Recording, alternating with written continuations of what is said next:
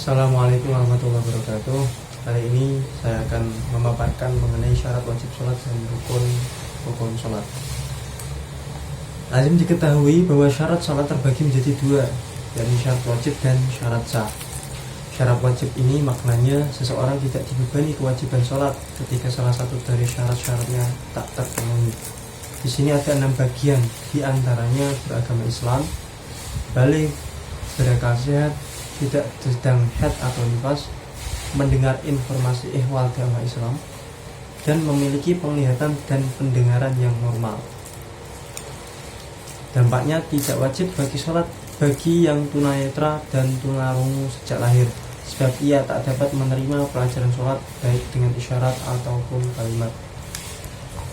Nah, syarat sah itu sendiri sebagaimana Syekh al-Islam Abu Zakaria al-Ansori dalam Tuhfatul Thulab di Syarhi Tahriri Tanqihil Lughat adalah ma tatawaqqafu 'alaiha shihhatus shalat wa laysat minha, yang artinya sesuatu yang menjadi barometer sah dan tidaknya sholat.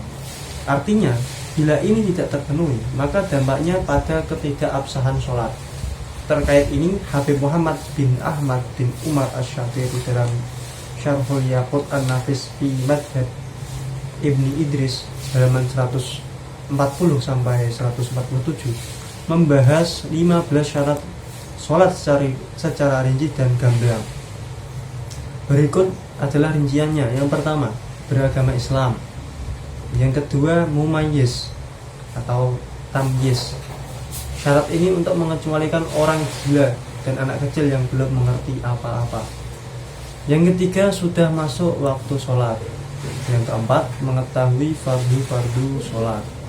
Yang kelima, tidak meyakini satu fardu sebagai laku sunnah. Yang keenam, suci dari hadas kecil dan besar. Yang ketujuh, suci dari najis, baik pakaian, badan maupun tempat sholat. Yang kedelapan, menutup aurat bagi yang mampu dengan batasan tertentu bagi perempuan dan laki-laki. Yang kesembilan, menghadap kiblat kecuali bagi musafir yang melaksanakan sholat sunnah, orang yang dalam kecamuk perang, dan orang yang buta arah atau ishtibahul kiblat. Yang ke-10, tidak berbicara selain bacaan sholat. Yang ke-11, tidak banyak bergerak selain gerakan sholat. Imam Syafi'i membatasinya 3 kali gerakan. Yang ke-12, tidak sambil makan dan minum. Yang ke-13, tidak dalam keraguan apakah sudah bertakbiratul ihram atau belum. Yang ke-14, tidak berniat memutus sholat atau tidak dalam keraguan apakah akan memutus sholatnya atau tidak. Dan yang nomor 15, tidak menggantungkan kebatalan sholatnya dengan sesuatu apapun. Itulah syarat-syarat sholat. Kemudian rukun-rukun sholat. Dalam sebuah hadis dikatakan, "Shallu kama ra'aitumuni usolli", yang artinya sholatlah sebagaimana engkau melihat diriku melakukannya. Hadis sahih riwayat Al-Bukhari ini mengajarkan kita bahwa tidak ada cara sholat selain seperti yang pernah Nabi lakukan berdasarkan riwayat para sahabatnya. Dan para ulama berhasil merumuskan fardu atau rukun sholat menjadi 15 dengan menghitung tiap-tiap tumakninah sebagai satu rukun. Rukun yang ada dalam ibadah sholat berdasarkan cara melakukannya terbagi menjadi 3 golongan, yaitu rukun yang ada dalam ibadah sholat yang termasuk dalam rukun qalbi atau salah satu golongan rukun sholat yang dikerjakan di hati. Misalnya, rukun yang ada dalam ibadah sholat yang termasuk dalam jenis rukun qalbi adalah niat. Kemudian rukun yang ada dalam ibadah sholat yang termasuk dalam rukun qauli, yakni salah satu golongan rukun sholat yang dikerjakan dengan ucapan atau lisan.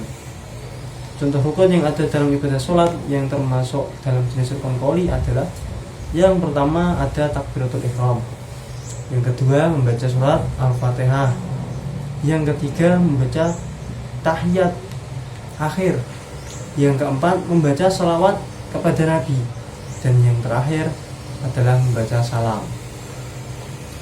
Kemudian ada rukun yang ada dalam ibadah sholat yang termasuk dalam rukun fi'li, yakni salah satu golongan rukun sholat yang dikerjakan dengan perbuatan. Contoh rukun yang ada dalam ibadah sholat yang termasuk dalam jenis rukun fi'li adalah berdiri bagi yang mampu. Hal ini berdasarkan hadis Al-Bukhari yang artinya sholatlah dengan cara berdiri. Bila tak mampu maka boleh duduk. Bila tidak mampu pula boleh sambil tidur miring. Ada tambahan dalam riwayat An-Nasa'i, jika masih tidak mampu boleh dengan terlentang. Allah tidak membebani seseorang di luar kemampuannya. Kemudian rukun fi'li yang selanjutnya ada ruku'. Yang ketiga i'tidal. Yang keempat sujud. Yang kelima duduk di antara dua sujud. Yang keenam melakukan duduk tahiyat akhir. Dan yang nomor 7 dilakukan dengan tertib atau urut. Rincian-rincian ini merupakan hal yang harus dipenuhi dalam sholat lahiriah. Adapun untuk sholat batinnya, satu hal yang tak boleh hilang yaitu kesadaran akan esensi kerendahan kita sebagai hamba di hadapan keagungan Tuhan. Inilah yang kita kenal dengan khusyuk. Allah Subhanahu wa taala berfirman dalam surat Al-Baqarah ayat 45 yang bunyinya wasta'inu bis-sabri was-shalah wa innaha lakabiratun illa 'alal khashi'in. Yang artinya, dan memohonlah pertolongan kepada Allah dengan sabar dan sehat dan sholat. Dan sholat itu sungguh berat kecuali bagi orang-orang yang khusyuk. Mungkin itu yang bisa saya sampaikan. Wassalamualaikum warahmatullahi wabarakatuh.